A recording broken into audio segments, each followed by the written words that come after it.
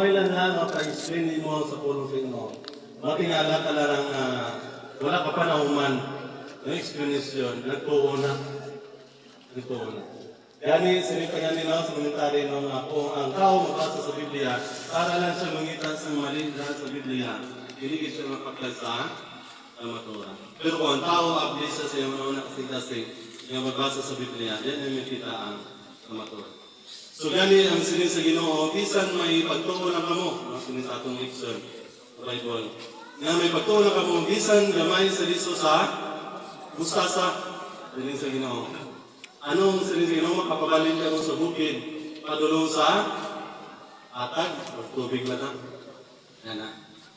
Nato yung one time naglampo mong adoran, iyang itistingan ng bersikulo, Ginoo akong yampo, kanang bukid nga, ari sa utubangan karon. Kung dapat wala na nito, balik na nito sa patag. Kumanyang po mga motoran tulog. Sa pagkaaga mga motoran niya, kita na mga bukid. Pagkita niya, harap ang bukid.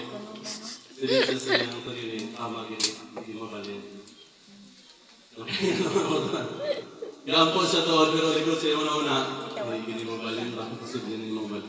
So, sa rin namin mga anak ko ng mga kaunaw.